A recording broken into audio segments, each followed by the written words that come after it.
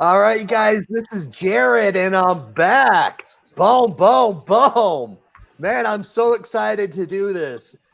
We started this, and it was really just the main idea is to tell people that living donors can apply.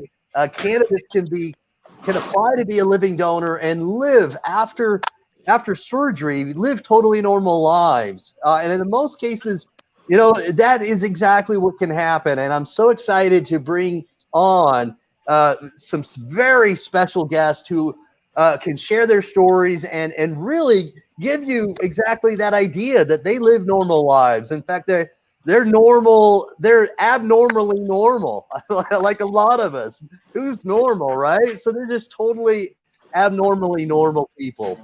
And I'm going to bring in my co-host right now. I'm going to bring in Kenneth Sorensen, kidney transplant recipient. So I'm bringing you on right. Oh, I'm bringing everybody on. All right, Yeah. my bad. How's All it going, right. Jared? How's it going, Jared? It's going well. So I'm Different. introducing Kenneth Sorensen, and then I guess Awesome. I'm going to introduce Myra Lara from Hi. South Texas, Dorley Martin from Pennsylvania, Amy Martin from Nevada, Vegas, uh, baby. and we've got Myra Dorley and Amy Martin as living kidney donors. And Kenneth Sorensen, again, is a kidney transplant recipient, but Kenneth Sorensen has a kidney from a living kidney donor. And so he actually has a connection that way as well. So this is a really cool Brady Bunch we've got going on. I definitely agree. I definitely agree. So, man, I'm going to speak for all the living donor recipients, or actually recipients, real quick, and just say I want to thank you guys for what you did. I tell my donor all the time that she's a hero. She, of course, doesn't like being called a hero, and I joke with her that most heroes don't like being called heroes. I was in real bad shape, and what she did for someone that she had never met before, she just did it literally just because she wanted to do something kind, was just unbelievable. I'm a completely different person than I was on February 13th of this year. So I want to start out by thanking you guys, for what you did. You may only partly know what you did, but I can assure you, what you did is greater than even you know. Very cool, very cool. Well, I'd like to have Dorley kind of share her story because I've had the opportunity to interview her and Amy Martin already separately, and I love Dorley's story because I'm a man of faith, and I love that Dorley Martin is also a person of faith, and I really think that she just has a spectacular story, and I connected with her because of her faith. Would you take a moment, Dorley, and just kind of share the reason why you wanted to become a living kidney donor? Sure thing. Well, just a minute here. Let me turn off my heater. I'm in Pennsylvania, so it's cold here, and I had my little heater running, but I want to get rid of the noise. My story goes way back. I am a nurse, so then I have a bit of an interest in donation, just because from the scientific point of it. Always thought I was very interested in donation. Thought that's just the coolest thing. And I remember decades ago seeing a sign about a guy needing a kidney and saying to my husband, "Isn't that so awesome? I just love that." And him just kind of being like, okay, like him not feeling quite that same feeling that I would about it. So like for decades, I do remember thinking like someday I knew that I was a B kidney, a blood type. I knew that, just thought someday I'm going to meet somebody that needs a B kidney. And here we are decades later, and I have not met a person that needed my B kidney. And so, that is basically in the back of my mind. It's not in the forefront of my mind at this point. And this is about a year ago. So a friend's husband donated non-directed as well, and that would be non-directed, meaning that they donate a kidney and you don't have someone in mind that you're directing it towards. And so he donated his kidney non-directed last summer, a little over a year ago, and I just couldn't put that on my mind, and I was like, I have got to talk to this guy. So gave him a call, and he told me a little bit about his experience, and I was like, this isn't a difficult thing. Like, he's recovering, he's doing really well. He's back to playing volleyball. I was like, anyway, I just knew that it was something that God had been preparing me for all these years. But also that he was calling me to do at that point. Right.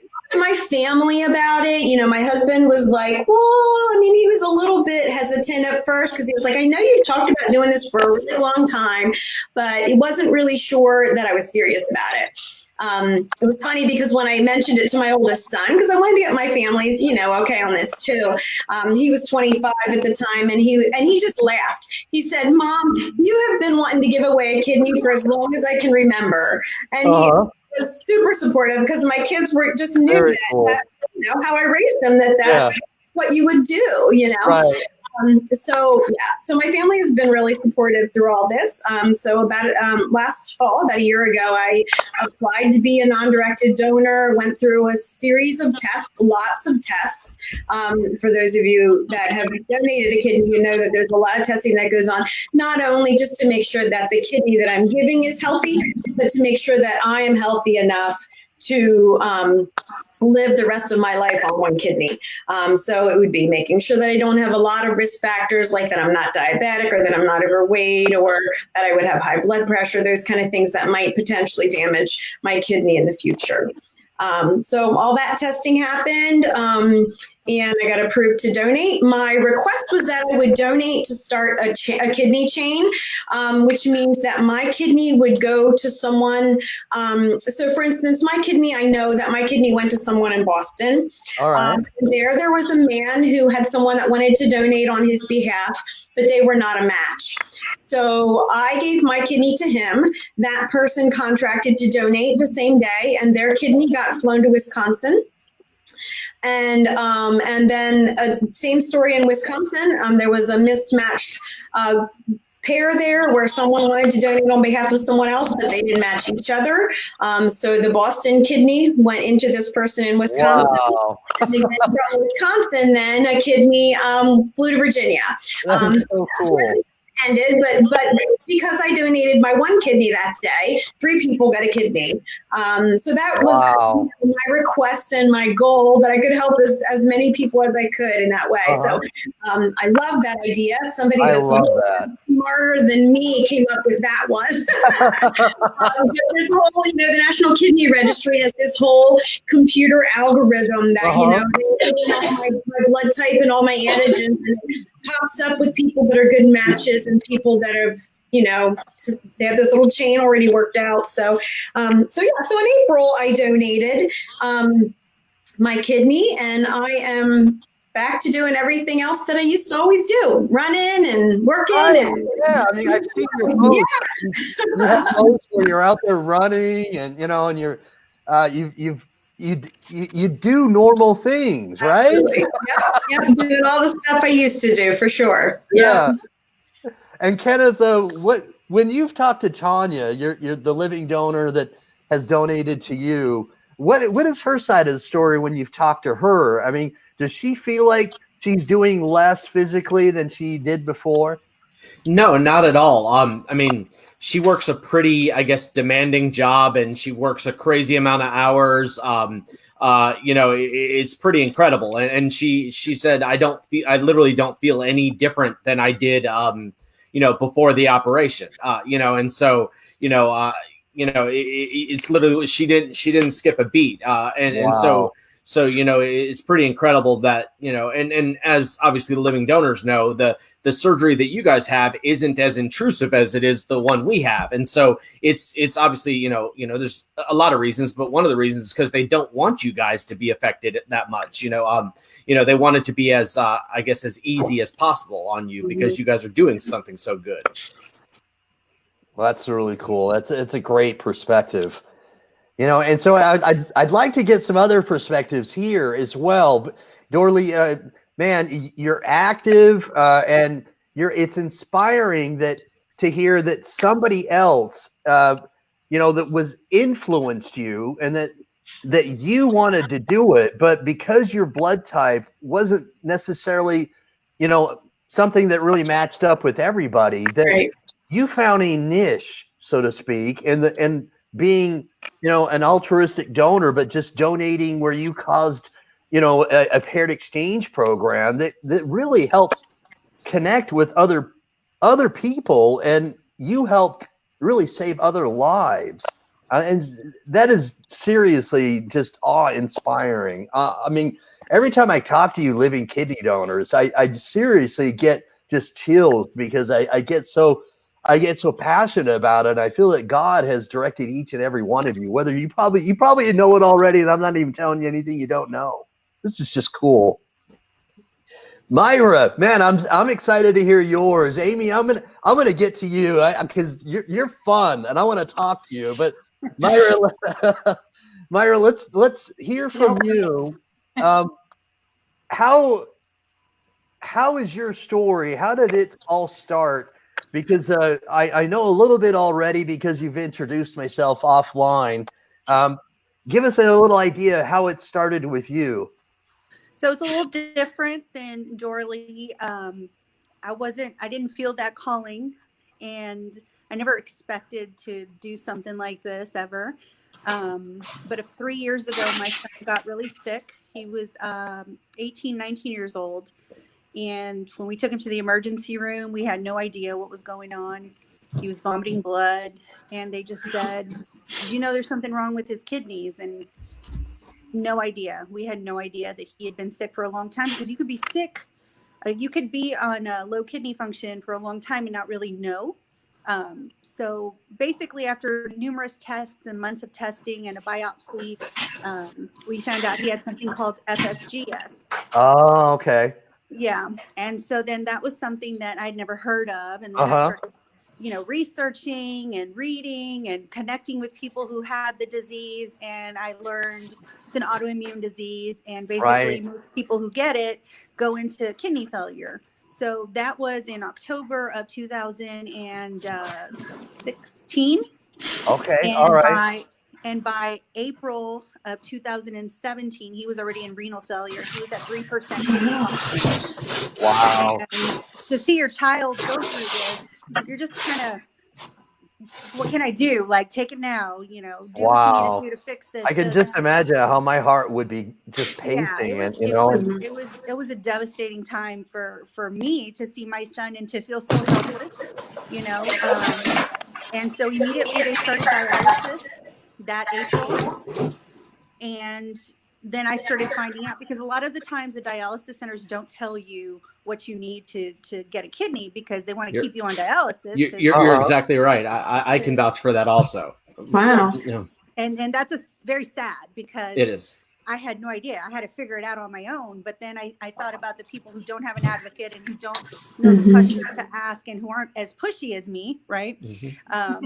So they're not going to figure this out. So I'm making calls, and I'm tapping into all my resources.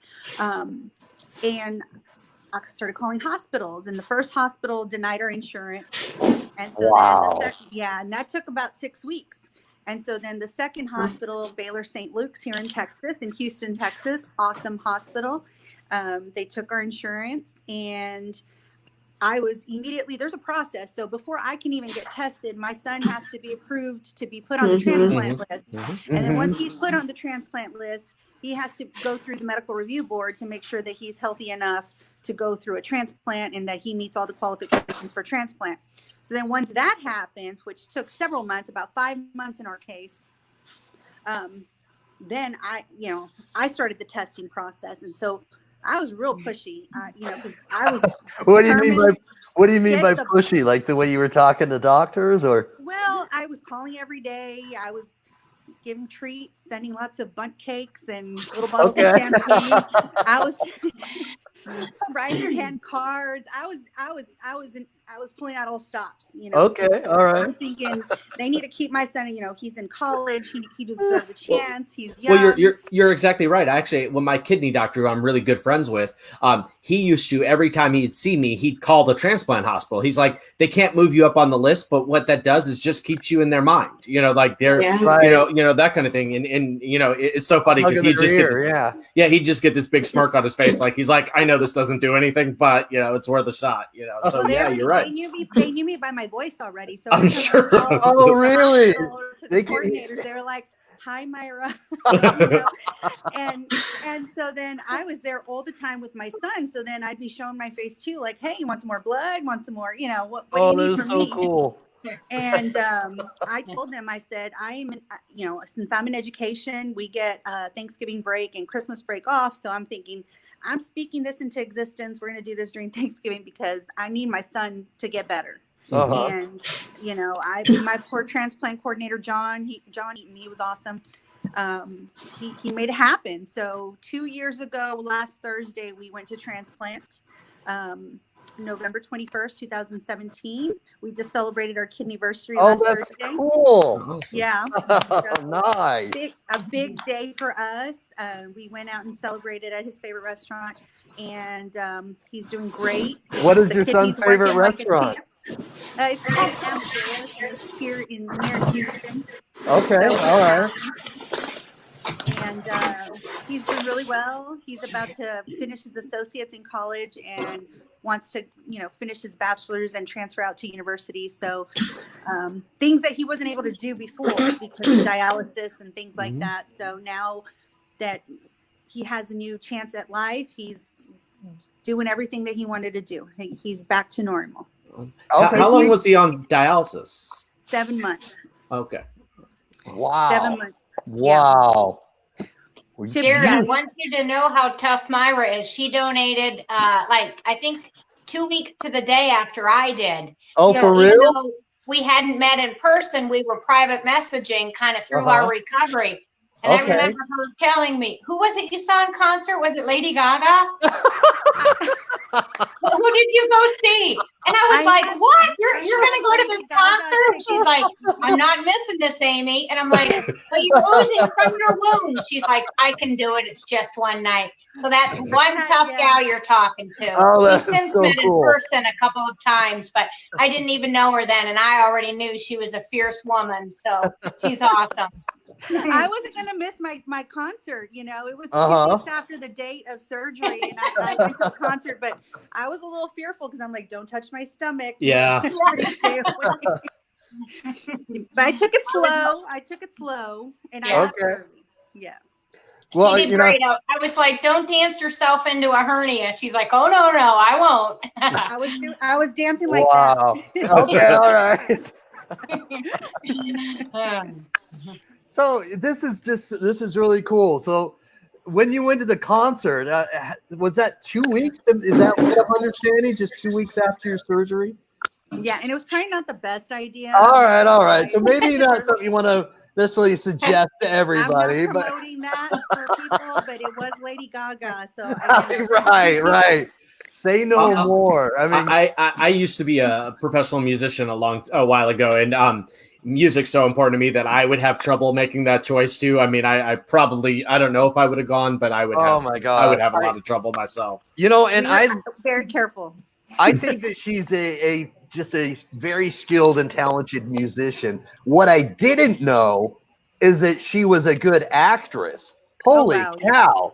I mean, I had no idea that she could act. And when I saw that movie with Bradley Cooper, I was blown away. Oh, yeah. I mean, it's like I just saw her character in the movie, and I wasn't even looking at Lady Gaga anymore. Yeah, it was amazing. She's amazing. She's very good. So she was worth me dealing with the kidney recovery to go see her in concert. All right, fair enough. Any concerts you've been to, Dorley? Not recently, actually. I'm not a big concert goer. No. No. But you do you ride your bicycle, you go into fitness, and in fact you have a regime of some sorts, right? I'm not sure what you mean, but you mean like, as far as I'm a health coach? Is that what you meant? Right. Yes. Okay. Yes. Yeah. Well, which includes, a whole myriad of healthy lifestyle changes. I help people lose weight and get healthy. But of course, that includes in applying all of those things myself.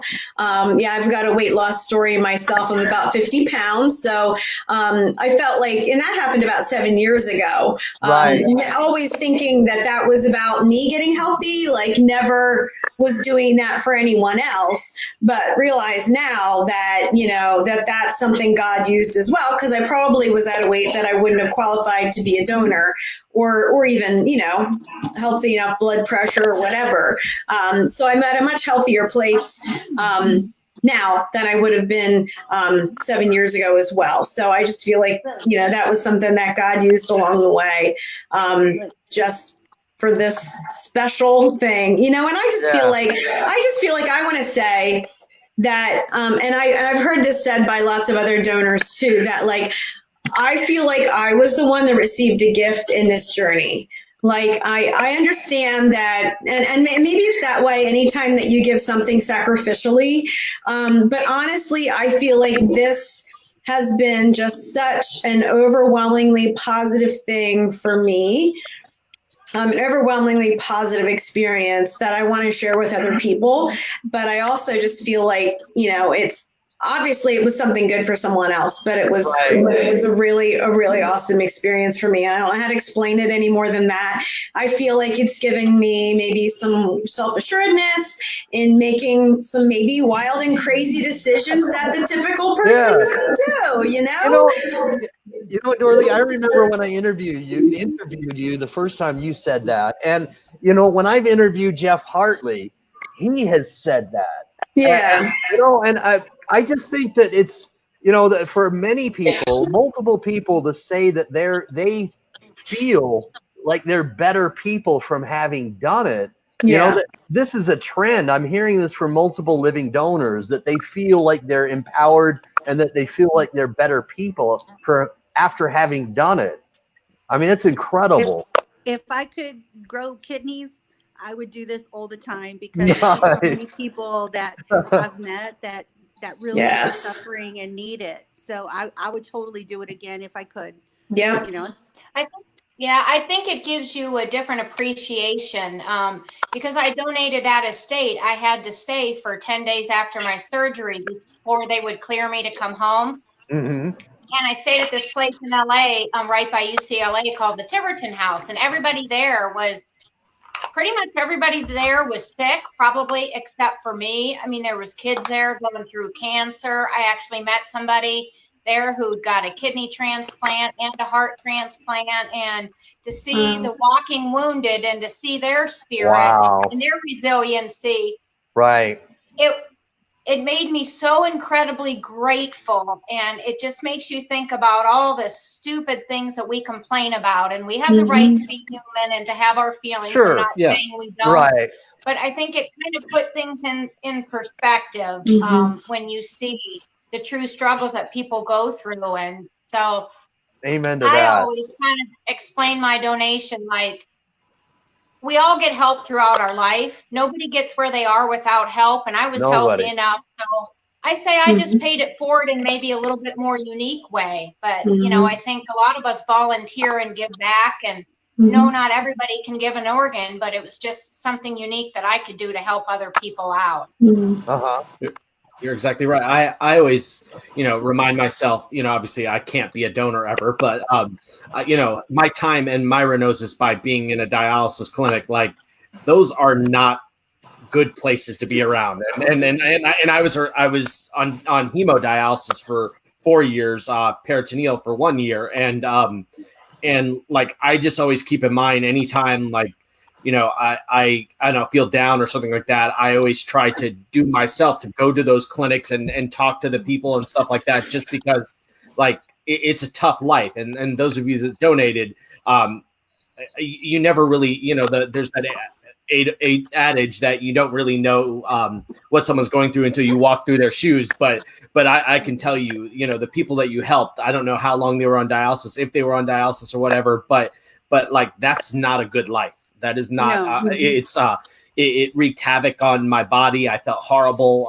It's one of those things that it technically keeps you alive, but what kind of life is it really? Exactly. Right. And so that my being sick and me getting this transplant has also changed my perspective on life. Like, I know that there's people out there that really need help. So I can't donate organs, but there's a lot of other stuff I can do. Right. And so it's kind of gotten me to look at that side and say, hey, you know what, I'm feeling better now. What can I do for other people? That kind of thing. So, it obviously powerful. changes the donor's life, but it changes the recipient's life too. Just because you mentioned it about your son having a second chance at life. I feel the same way. I'm 40 years old and I get a second chance at life, and not many people get that. These kind of things, they're life changing without question, not just because you feel better or you did something good for someone, but just because you see the impact of what you can do and where you've been and what, those kind of things can have on people. Right. Yeah. And Ken, I want you to know, maybe you can't donate your organs, but you have cartilage, you have skin, you have eyes. Yep. Yeah. I mean, there's still, all sorts of ways, that you can still do that, which is really pretty cool too. I'm an ambassador for an organ procurement organization here in South Carolina. So yeah, I'm definitely aware of that. And that's definitely something that's important to me. And I also try to, get as many people as I can to sign up too, just because, yet again, you're not going to use them when you're gone. Right. So why not, do something that can help save people's lives. So yeah, I definitely. That's awesome. Thank you for that. Well, Amy, a lot of us may already know your story, but give maybe some of our followers that are watching now and people that are watching either live now or will watch this on a replay, give us a synopsis of what inspired you to become a living donor. Okay, I'll kind of give you the brief version. I have a couple of cousins who are teenagers who have had kidney transplants. My one cousin has had 2, and his sister's had 1. And then 5 years ago, we found a mass on my husband's kidney. He had 2 inconclusive biopsies. We made the decision to remove it, not knowing what it was because it was growing. So they took out about 1/3 to 1/2 of his right kidney 5 years ago, and it turns out it was kidney cancer. Oh, wow. So a few years ago, I couldn't sleep one night, and I saw on Facebook somebody needed a kidney, and she had so many antibodies, she had less than a 1% match. So I thought, well, I could give her my kidney if I'm a match. So I filled out the form at night, and the hospital called me and sent me to do some blood work. And they said, well, you're not a match. And I said, okay. They said, do you want to donate anyway? And so we talked about it. And I said, yes. I said, I would like to donate anyway. Well, then they told me about this really cool thing. It's called the voucher program. Mm-hmm. It's still fairly new, and a lot of people haven't heard about it. So basically, I give a kidney now, which I did, and then I got a voucher, and they actually got special approval from the kidney registry that both my cousins' names are on there. Now, only one of them can use it, but whoever needs it first. Mm-hmm. That way I didn't have to decide. So people think I donated just to get them a voucher, which that was just the icing on top of the cake. Right. But I didn't even know what a voucher was when I started. So I kind of feel like Dorlee, I think God put it on my heart. Once I got the idea in my head, that idea, it never left me. I couldn't shake it. And I don't know how to explain it other than to say, I always knew in my heart I would be approved. I mean, it's a long process. There's a lot of testing, but I never once thought, well, what am I going to do if I don't get approved? I don't know how else to say it. I knew in my heart that I was supposed to do it. And I was supposed to do it because I did it. Wow. So. That is God inspiring. It is, because you're right. It's like that's exactly how God works with us. Is that He inspires us. We have thoughts, and we're prompted to do certain things. And not all of us, when we are inspired, do we not not everybody acts on those things. And so to act on something where you feel inspired is also inspiring, because not everybody does. You know, Yep. a lot of people feel, you know, directed by God, but not everybody acts on those feelings. And so that's incredible. I think that the timing of it was weird when they said we're going to do it.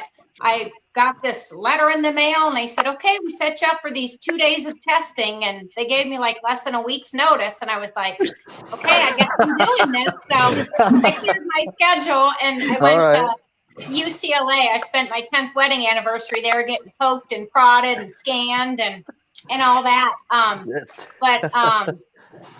The social worker had a death in her family, and that was the last appointment that I had to do, and it was scheduled for October 2nd.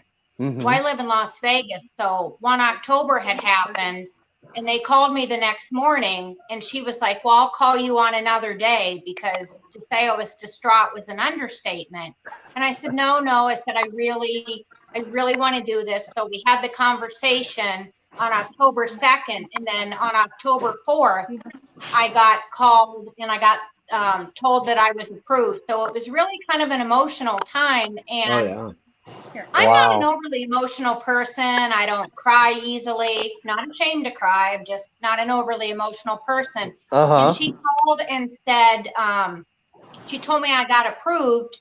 And believe it or not, I know I'm a chatty person, but there was dead silence over the phone. And she was like, Amy, she said, you can change your mind, honey. You don't have to do this.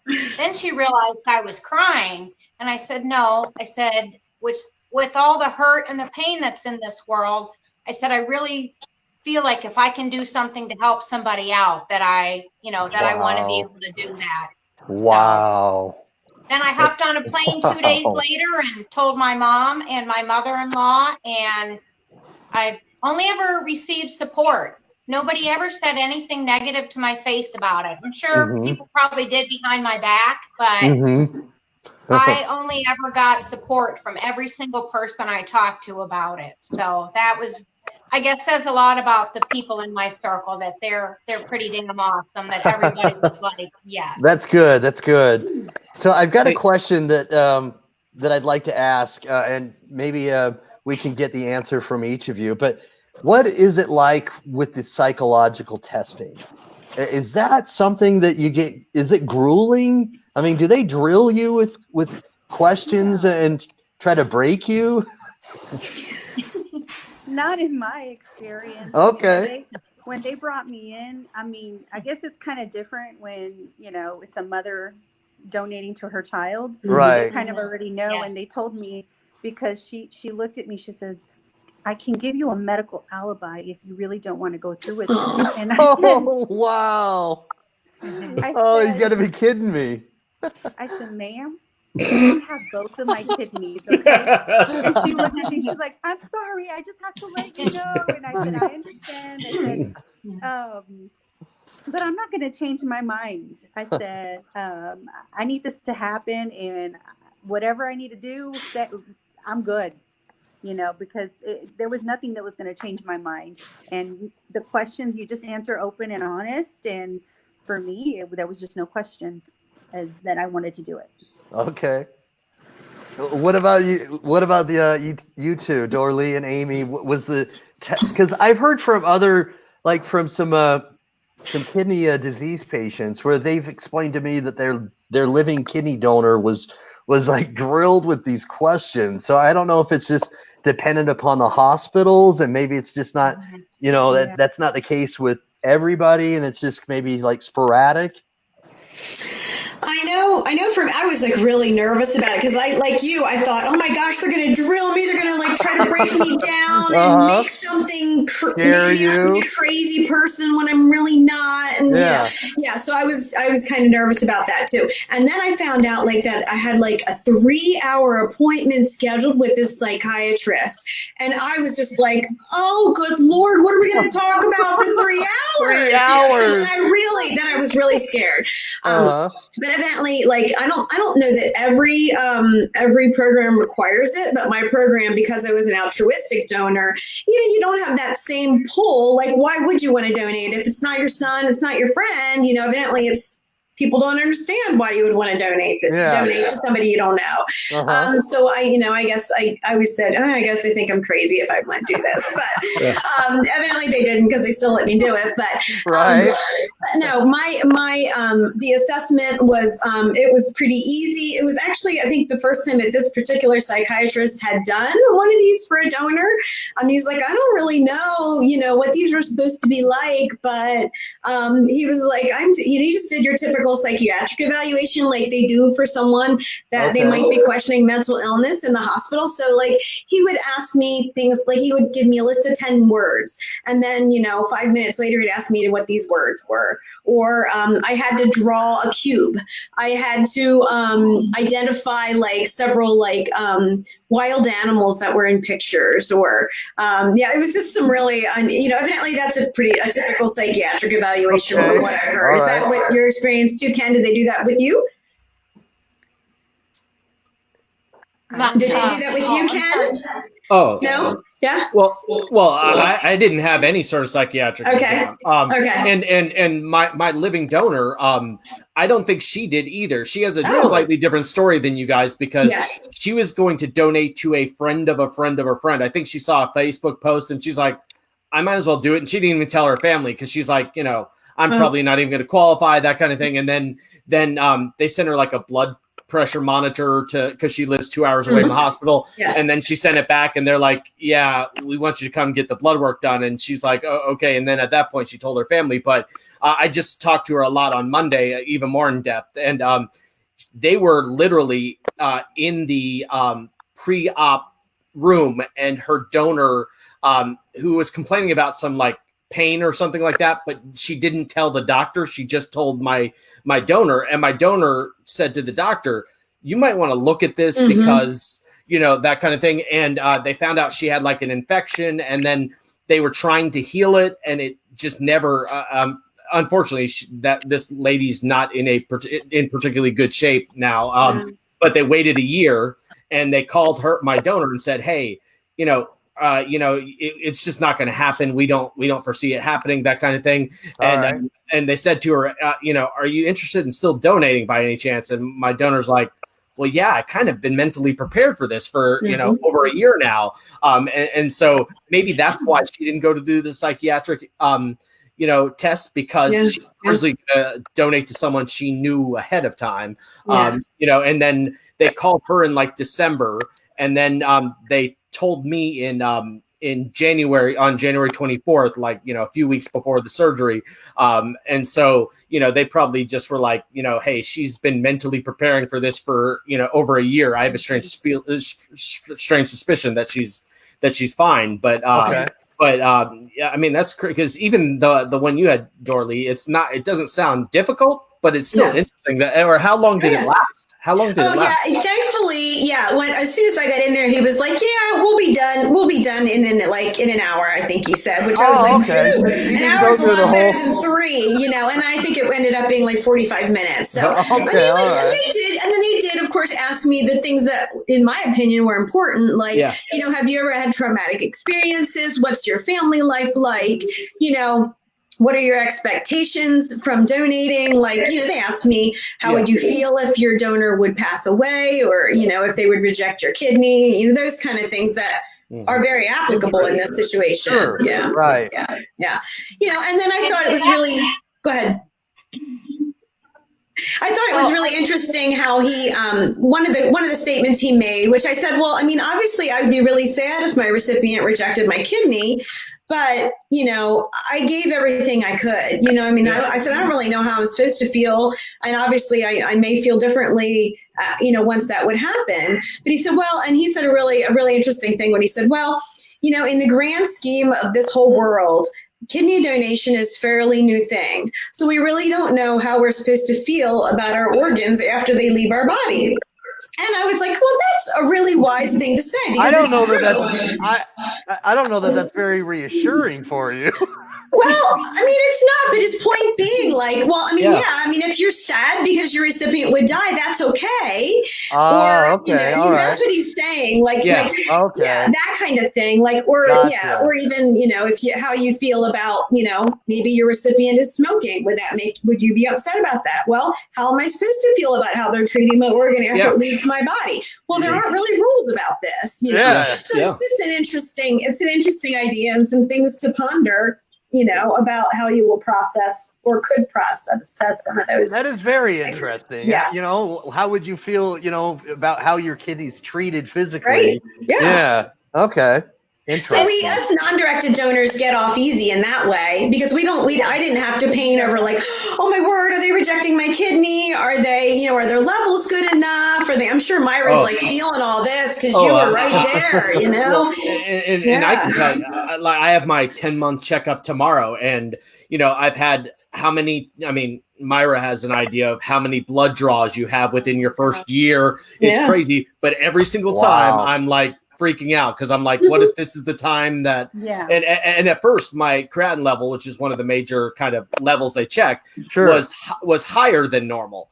And it still is higher than normal, but the doctors wouldn't say anything to me about it. And I'm like, one day I'm like, why are you okay with mine being higher? And they're like, well, because your donor is like half your size. Like, realistically, you may never get to a normal level, that kind of thing. We just need to know what your normal is to determine whether, but it's still kind of freaky to every time you get those blood tests and things like that. And flu season's coming is around again. And, obviously we're more susceptible to getting sick because of the immune suppressants we're on, and so those things, every time I'm like, man, I don't want to get sick. I need to be careful. I'm like, you know what? But it's better than being a dialysis clinic. I can also get really sick there too. It's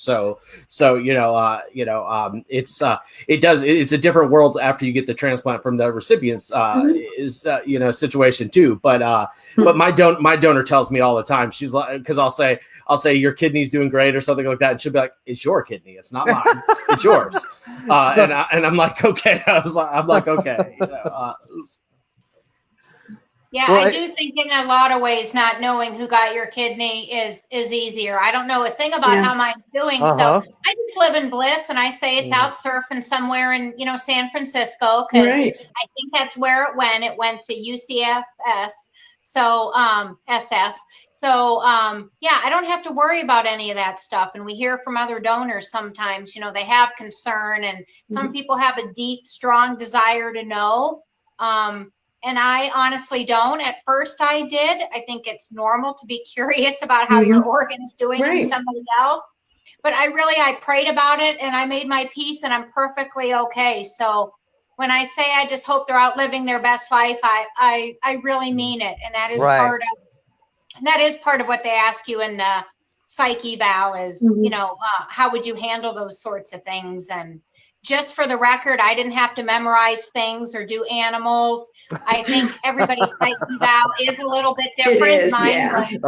Mine was fairly simple. Mainly, did I understand what I was doing? Did I have support? Have I been through traumatic things in my past? How have I handled it?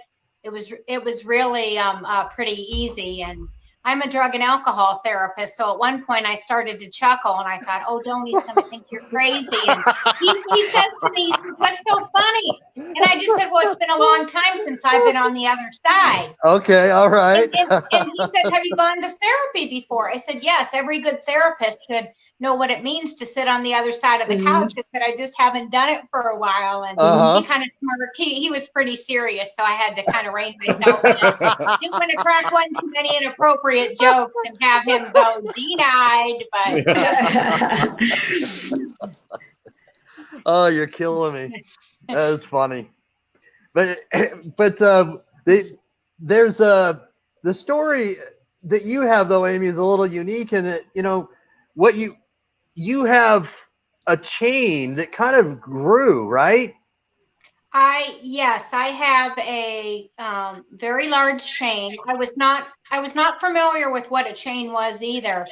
And so of course I learned about it through the process, and Dorlee did a fabulous job explaining it. So I won't do that.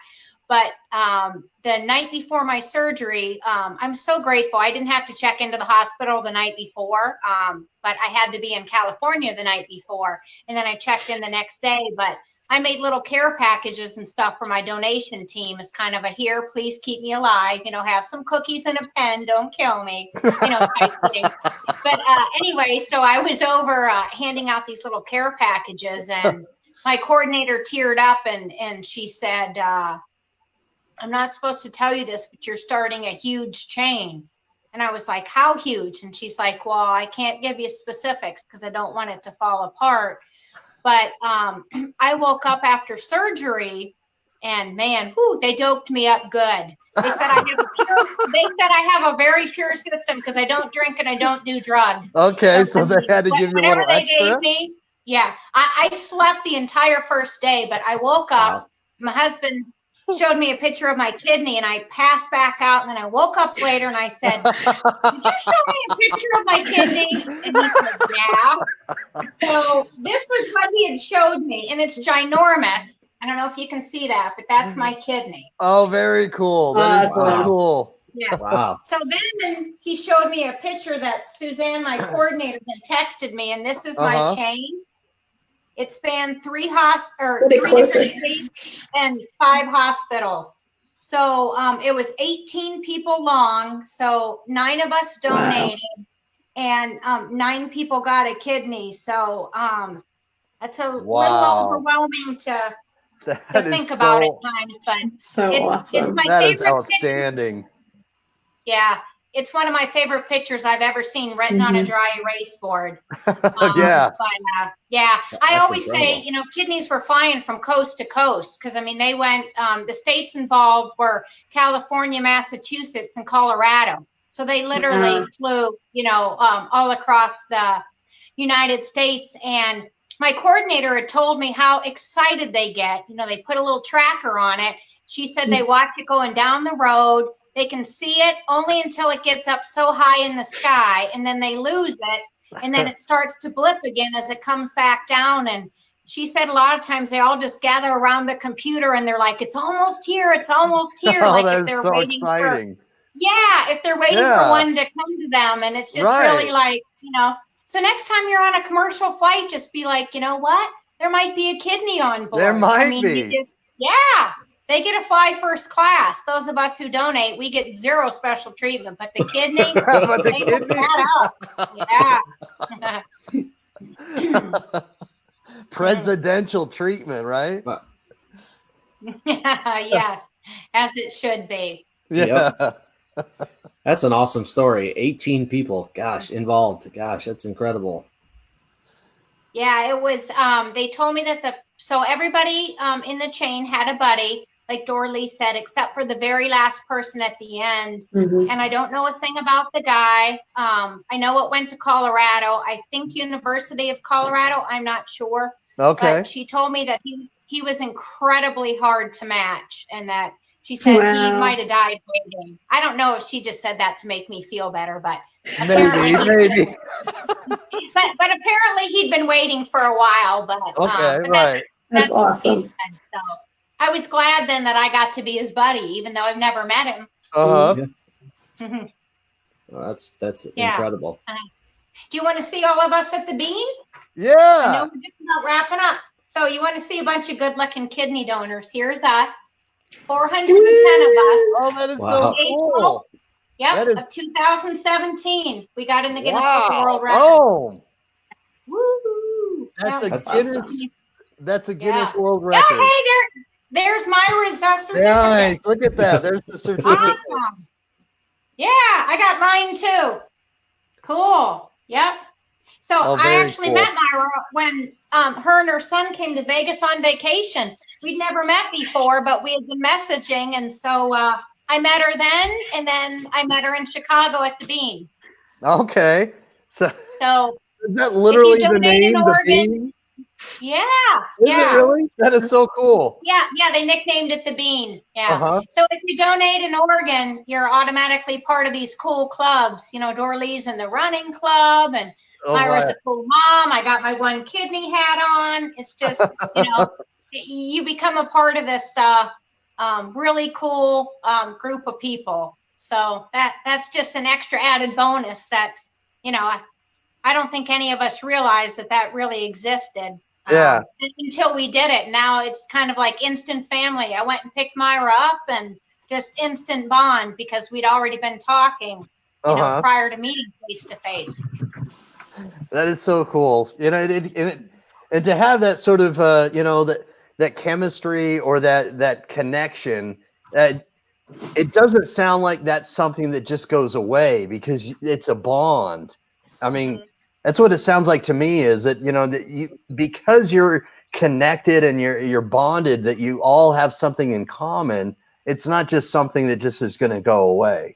And that's a great community. Yeah. You know, wow. When you're asking people if they've pooped yet, have you walked? Are you passing gas? Are you oozing? Have you popped a stitch? Do you have a hernia? Yeah, you know, you kind of cross those personal boundaries very quickly, you know, when somebody's donated an organ. So, you know, it's... Hey, flatulence is normal. Yes, it wouldn't be a day in our private Facebook page if somebody didn't say they hadn't pooped yet and they were concerned. So, you know, again, the hospital stay, though, for many of you, from what I've heard, is that you were there in the hospital for surgery and then later released. Now, what was the average time for you guys? Was it just around, you know, were you only in there for like 3 days, 4 days? I would say the average stay is probably 2. I stayed 1 night, and this might sound hard to believe, but I was ready to go, you know, because you don't get any sleep in the hospital. So I went in, I think I had to be there at 5 a.m. My surgery was at 7:30. I left the next day, I believe, at like 2 o'clock. Now, they'd said if I wanted another day, I could have asked for it. And I didn't think I needed that. My pain was, one thing we've learned is we all recover differently. So I'm not bragging by saying I was ready to go after 1 day, because I was. But then my stomach was wonky for a while from the meds and just all the gas. Yeah, it was wonky. My full appetite didn't come back till 4 to 6 weeks. Then it was kind of intermittent. So, I mean, you know, I had a few issues during my recovery for sure, but the overall pain, and when they said, you know, do you want to go home? I was like, yes, please. You know, so. And Dorlee, was that about the same time for you as well? Yeah, it was a similar situation. See, I had my surgery about the same time of day. I was like first of the day, really early. So then woke up the following morning. I had got up and walked that day because I was kind of an overachiever, I'll admit it. But so I got up and walked that day, but it was really fast so I could get back to bed, really. And then woke up the next morning when they were making rounds, and it was like 6 a.m. So I still had my catheter in, was getting IV pain meds, IV fluids, like still had all this. And the docs are like, so how you feeling? If you're feeling like $100, you can go home today. And I was like, are you kidding me? Like, I am not feeling like $100. Like, I just had surgery less than 24 hours. Anyway, so they said, well, you know, we'll come around later this afternoon. If you change your mind, you know, you can still be discharged today. So, you know, they come around, you know, later afternoon. And by this time, you know, my Foley's out, my IV's out, I'm eating, drinking, walking, able to take some oral pain meds and everything. And so they're like, you know, so what do you think? And my husband's like, no, she's not going home. Because I think he actually wanted a good night's sleep. Because he had stayed overnight with me the first night. So I was like, I get it. And I kind of wanted to see what some of my levels looked like the next day. Kind of the nurse in me had that, you know. So I stayed an extra night. So I really could have, you know, just done that one night. But I stayed the second night. So then I went home the 2 days after surgery. Wow. Yeah, and like by day 3, I was at home and I was like, I was feeling good until I took this pain med, and then Okay. I got kind of nauseous. I think I'm going to quit taking them because it had happened to me before with another surgery. So I was like, I'm going to quit taking them. So I was like on Tylenol by day 3 or 4, maybe. I'm trying to remember which day that was. So I mean, like my pain was well controlled with that. And probably the most pain that I had was just from the air that they fill you up because it was laparoscopic surgery, and they leave you with kind of bloated from all the carbon dioxide they use in there. So it was not a very painful procedure, really. I mean, I'm not trying to minimize it because I know giving an organ is a big deal, but but really, I mean, they make it as uninvasive as possible. So yes, I had laparoscopic surgery where I had 4 like the little poke holes, but then I also had, of course, an incision where they removed my kidney. Obviously, you can't slurp a kidney out through a straw and still use it. So it still needed an incision for that part. But really, I wouldn't say that the incision was very painful. Yeah, and I never knew there were so many different ways to remove a kidney. Yeah. I mean, so there's scars through the belly button, around the belly button. I had a C-section. Some people have like what's called like a mini nephrectomy, which is like a 6, 7, 5-inch, depending upon the the size of the hole or the kidney or the surgeon's hands, or so somebody said once, well, if you got in an accident, they'd see your scars and know what you've done. I said that's absolutely not no way. Right thing to say. Wow. No. There's so many different procedures a person could have in so many different ways. I mean, even within the site, like I said, Dorlee just said she's got 4 poke holes. I have 3 in a C-section, and poke holes are all on different parts of people's bodies. Some up high, some to the side, some down the middle. So it's really interesting. I think just because you'd think there'd be one and done, but oh no, there's I don't know how many ways, but a lot. Myra, how was it for you? She's talking about, we're talking about 2 or 3. I mean, what's the scarring like for you? I was having technical difficulties, but I'm back. All right. Well, thank you. Thanks for coming back. So my doctor was actually this, of course I had to research my urologist to make sure that he was top of the line, knew what he was doing type of deal. And he actually was really into robotics. And so we went in with, kind of robot technology, top of the line stuff. So really my scar is probably 2-3 inches. So wow. Yeah. And it's right through my belly button. So it's just a little line. He did a beautiful job. So you can't really even see it anymore. They do bloat you up with a lot of that gas to make sure they have room to get through to everything. And after the surgery, I was kind of like, why is my stomach purple on sides? But it's because they got to move everything around to get to the back, from the front. It used to be a lot tougher than that back in the day. Yeah. They would fillet you up, but not anymore. My scar is beautiful compared to my son's. They really had to go in deep for my son. It's not the prettiest scar, but hey, I tell him, you know what, that scar has a lot of meaning. So right. Yes.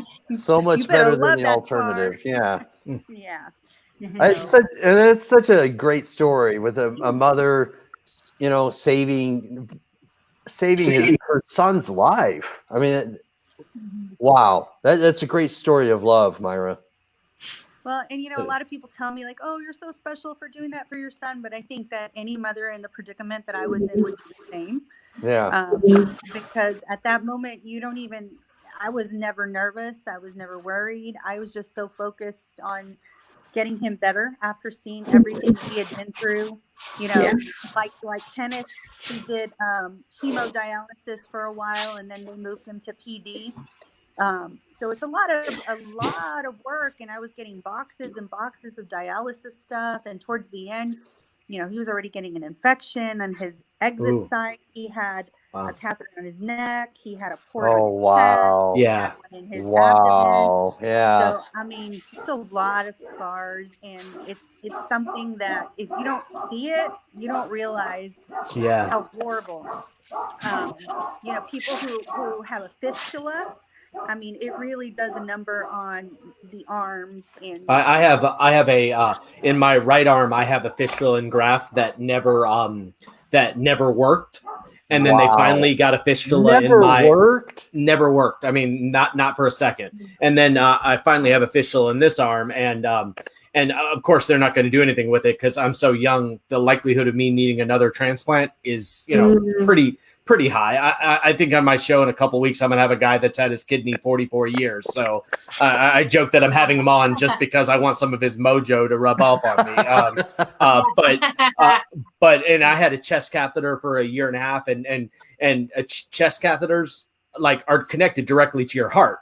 Yeah. So they can get infected. You can die very quickly from them. It's big risk, But luckily I had never had any problems other than my blood apparently clots really easily. So I had to get it replaced like every 3 weeks because it would clot and I couldn't use it.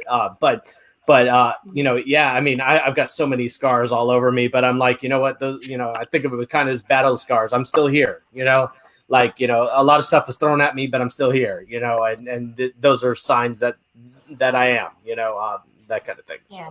And that's the thing is, you know, when a healthy person donates a kidney, I mean, very soon we go back to our real life. I mean, the trials and the tribulations and the things that you guys have been through, that is honestly partly why we don't like the word hero. We were healthy. We helped somebody out. It is a big deal to give an organ. I mean, I'm not going to say it's not, but I wish people understood that. I mean, they do so much testing beforehand. You have to be so incredibly healthy. Yeah, you do. We go back to the way we are, and you guys are still on meds. You still have struggles. I mean, if anybody's a hero or warrior in the game, it's certainly not me. I was out of commission for a little bit, and my life is back to normal, and I get to meet cool people and do things, and your struggle still goes on. And, you know, I think a lot of people think that, you know, somebody gets a kidney and life is just perfect. Right. Life That's a big misconception. and better, but you guys still have your struggles. And for us, we get blood work every 6 months, and, you know, I'm past the 2-year mark. So every year, which I would do anyway, when I had my yearly physical, I'll get a, you know, creatinine in my bun, the protein, all that good stuff. Totally normal. Yeah. Right, but I would be doing that anyway. I mean, and when I went to get my blood drawn here not too long ago, I was kind of him-hawing as I'm waiting for 25 minutes to a half hour in the lobby. And I had to tell myself, stop. Can you imagine going in 2 times a week? You have to get blood work and do all this stuff. And I'm kind of in my head going, oh, come on, you know. But, I mean, things like that, again, you know, they put things in perspective. Your struggle is still ongoing. My life is back to what it was before, and all it's everything that's good about it and everything that's mundane about it. I'm just back to it, and you guys still struggle. So, I mean, we don't have to take medication, you know. That's well, and luckily, I'm not on a tremendous amount of medication. When I started, I was on like 18 different pills. I'm down to like, you know, I don't know, 6 or something like that in the morning and 6 at night. It's not bad at all. The biggest challenge I have from being a recipient is just the fear of rejection, because I don't want to go back to dialysis. You know, that kind of thing. I know that it's a possibility. There's a guy I know really well that's had his kidney for 12 years, and he just found out that his kidney's starting to reject. And he's actually an advocate that he travels for a big university hospital, travels to dialysis clinics throughout his state and meets with people about transplants and things like that, and talks to them about it, that kind of thing. But you know, rejection is kind of the biggest thing. You know, I'm nervous about, and I hear you get they feel a little bit better about it after a year. So I've still got a couple months to that, and you know, it's showing no signs at all with rejection and stuff like that, but it's still going to be a fear every time I get blood work for the rest of my life. It's got to be natural to feel that. Yeah. I mean, wow. You know, I mean, and the other thing, Amy, that I thought about, and I think about this all the time, is that, you know, you made a point, and I want to piggyback on that a little bit, if I may, is that there are, if you think about in our country, okay, so many healthy people out there. Okay, there are just so many healthy people out there that are living with 2 kidneys that aren't donating.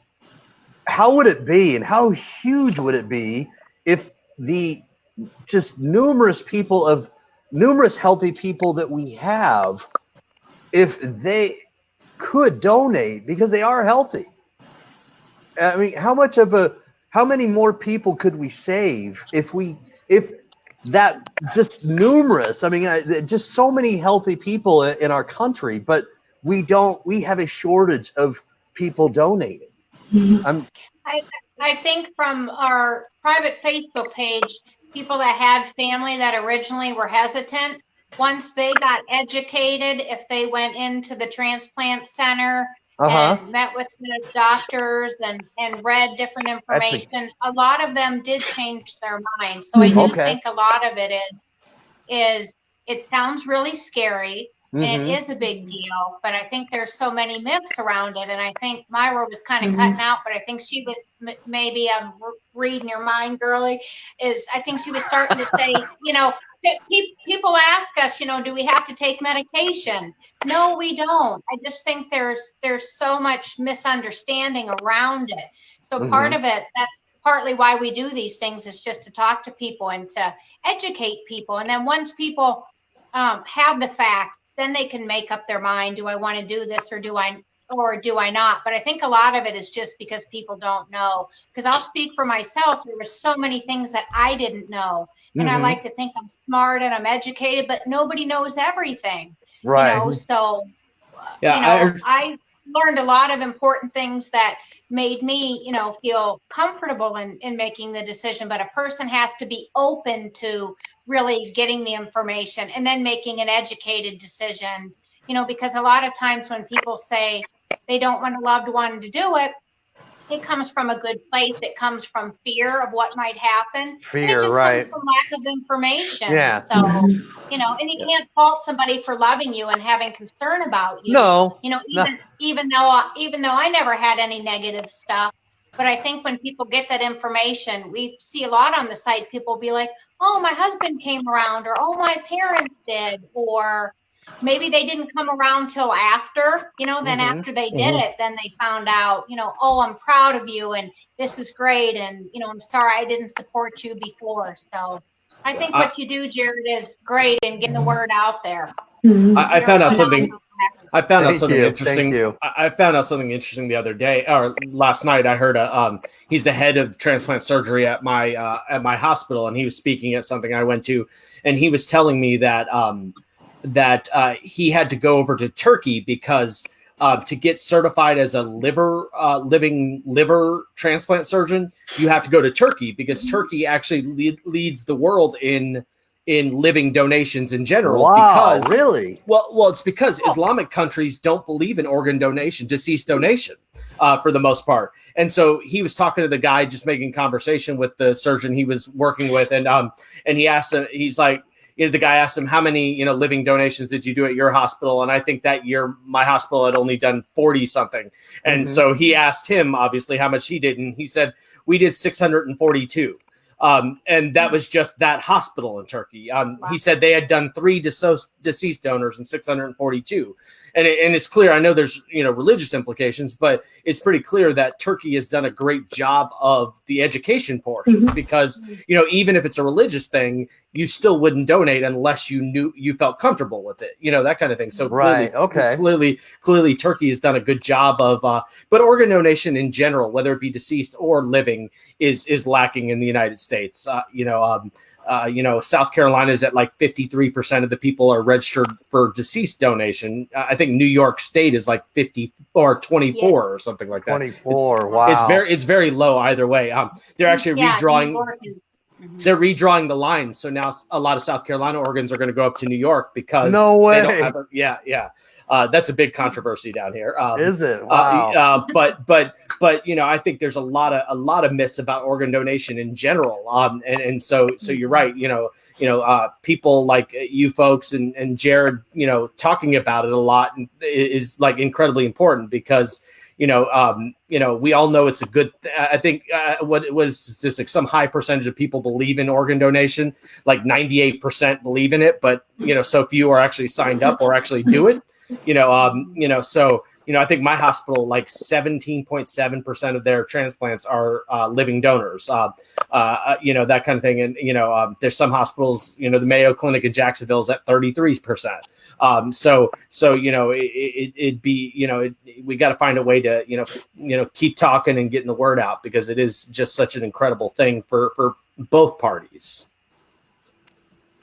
Yeah, we do certainly need to talk more about it. And, and I think getting the discussion started, like Amy talked about, we're just getting education and having the transplant hospitals talk to them so they, are maybe informed instead of ignorant, if you know what I mean. There's some ignorance where they don't know any better, or they, maybe still think they're believing some of the myths. I mean, years ago, you actually had to be a relative. You had to be a family member to donate. That's how it was years ago. And so, there are still some lingering myths, and so it's important to kind of get those out there and, kind of be myth busters.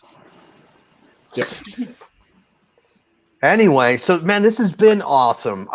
Thank you so much, everyone. Thank you for coming on and sharing your experiences, sharing a little bit of your life with us and explaining to people how it has been for you personally. I really appreciate that. Thank you for coming on. It really means a lot to me. It does, because I truly try to advocate for other people that are looking for kidney donors. And I really want to help these people that are seeing any of the posts that I have to understand that living kidney donors, that you guys live normal lives, and that there are, certainly questions, and it can be a big ask. It still is an organ, but if you can get the questions answered and you can get well informed, you guys are testaments. You're certainly walking billboards that people are very normal when they come to living kidney donors, and they're certainly not going to be hindered. Dorley, you're certainly fit, and Amy, you do quite a bit, and you haven't let anything hinder you. And Myra, you're a teacher. You're not letting anything hinder you as well. And so it's awesome to see that you're not, that you have gone above and beyond, and there's nothing that's let you, or that has been an obstacle in your path after this has happened. Right. So I just want to say with a heartfelt thanks again for coming on and sharing your stories, because again, I really am passionate about teaching people and getting the education out there, because I've got people that I advocate for that are on kidney disease, they're on dialysis for 8 years, almost 9 years. Jesus, the gal behind me on this picture here, she lives in Pasco, Washington, and she's been on dialysis for almost 9 years now. Wow. I've got a gal, Jasmine, that I advocate for, lives in LA, and she's 25 years old, has 3 kids, and she goes to dialysis where she takes the bus, and she takes a stroller.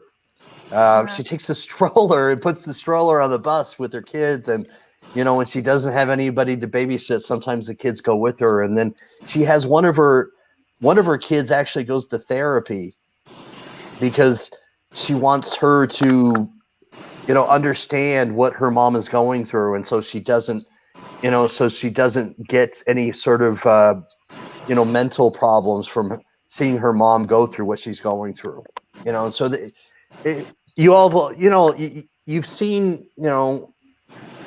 you know what I'm talking about. Dialysis does a number of people, and it means seriously the world to me that you've been on tonight, so that we can, bust some of these myths, and that people can see you, so that I can see, so that people can see tonight this video, and they can watch it later, and really, hopefully they get touched, hopefully they get inspired, like many of us get inspired, from your stories. Many of us get inspired and want to do more. I think of all these things that I want to do so that I can help these kidney disease patients, and I think about it when I wake up, and I think about it when I go to sleep, and it's like I breathe it, and and it's my wish, and it's my humble prayer that God helps me, and that tonight, that what we've done tonight is instrumental in helping others feel inspired to do the same. Awesome. So, Thank you for having us, and Yes. Kenneth, good luck to you. Thank you. Yeah. I appreciate it. I appreciate it. Yeah. I have my appointments bright and early tomorrow. I have to be up at 5 a.m. to be down at the hospital for blood work. So I like the early time, because I feel if you've ever been to a transplant clinic, like, if you wait too late, it gets crazy, and you're there for 4 hours. So, get it out of the way. My hospital's the only one in the state that does transplants. Wow. I am in a small state. There's only 4 million people in the entire state, but no, I echo what Jared said. I know I appreciate this, what you did, but what I appreciate more is like kind of just that education aspect. In almost any aspect of life, the more we know about it, the less scary it is, and the more open-minded we are to things. And so I think that's I think Amy was completely right. Education is definitely the key to this kind of issue we have in the United States of not having enough, living donors or deceased donors. I think she's completely right. And I think I speak for all of us. Any one of us would talk to anybody considering donating. Yes. I mean, it's part of what we do on our Facebook page, but I mean, I've talked to people on the phone and private message, and I mean, anytime you can always throw out my name. I'm happy to talk with anybody. Yes. Absolutely. You guys have been very accessible. I mean, you haven't, every time I've messaged you, and you've been very, very prompt in your answers, and I'm so thankful for you. So I can't say that enough. My gratitude is full tonight. It's fair to say thank you, Myra. It's been absolutely a pleasure to get to know you. For you not to let go, and you went to Lady Gaga. You did not let this happen. That was awesome. And my wife is she has her bachelor's, and my wife is on to get her master's degree, and my wife is going to be a teacher soon. So so I respect and admire you for being a teacher. So thank you very much for doing that. Well, now I'm the bad guy. I deal with the discipline side, so I'm an administrator. Now you're the bad guy. I do the, I deal with the discipline side of okay. It's a different now. Okay. Yeah, it's a different role. Yeah, a little bit different. So I miss being a teacher, though. I really, really do. But I love being an educator, and admire everybody in education, because it's just such an important, role, just as nurses and therapists. And I mean, I think one of the things that I think we'll all agree on is we have a servant attitude. All of these people who I've met who are living donors all have occupations of servitude to help others in different ways. So it's just been a little connection that I've made. It's just kind of interesting. That is interesting. A lot of the people that I've met have occupations of servitude, which Wow. I really do feel that I'm a servant for students and children, and helping others grow in their leadership, and helping teachers and inspiring others. So, well, that's a great thing. Yeah, it's a great thing. Well, good luck to your wife, and thank you for having me on your You're show. welcome. Yeah, thank you. I'm excited to share my story as much as possible, and I think it's a really important thing to talk about. I know sometimes I embarrass my son a little bit because he's more shy about it. He just kind of wants to forget about it, and I'm like, I want to. You're just gonna put it out there. What's funny is that's how my donor is. Like, we went to this thing on Monday. It was like a holiday party for a transplant group, and they were supposed to have a deceased donor's family speak at it, but I guess they had to cancel at the last minute, and they knew my donor was coming, and they're like, do you think she would mind speaking? I'm like, I know for a fact she would not want to speak. I was like, she doesn't want any attention, you know. Like, I had to warn her before she came. I was like, most of these people know me. They're probably going to want to meet you. And she's like, okay, I can mentally prepare for that. But she doesn't. She doesn't want to. She doesn't tell us. She supports me telling it. Like, Right. when I came to visit her, she had me speak at her church about organ donation, so she wouldn't have to. So you know, Not her forte. We're a perfect pair. Like, Okay. she that's like she me and my son. We're opposites, you know. Opposites attract, though. They make each other more powerful. I mean, you know, I'm very easygoing. You know, I'm very you know, I'm very optimistic, positive. I'm full of energy, and my wife, you know, she likes a lot more control. You know, and so we balance each other that way. You know what I mean? Yep. All right. Well, anyway, I won't hold you guys anymore. Thank you very much. Thanks, Dorley. I appreciate it. Thanks for having me. It's been Thanks, a Myra. joy. Yeah, thank you. You. God bless you all. luck, Thank you. Kenneth. All right. Keep fighting Have a that great good night. fight. Stay All right. healthy. All right. Thanks, Kenneth. Bye-bye. All right. Bye. Bye-bye. All right, guys. So thank you very much for watching. We've had a great show where we've been able to listen and watch these living donors tell a powerful message. And the message that, you know, that you can, if you do feel inspired, you can actually donate and become somebody who can have a kidney disease patient live a more complete life. And these people live very normal lives, and they're testaments of that. And so may God bless you all. May God make you have a very happy Thanksgiving. I wish you all happy holidays as well. God bless.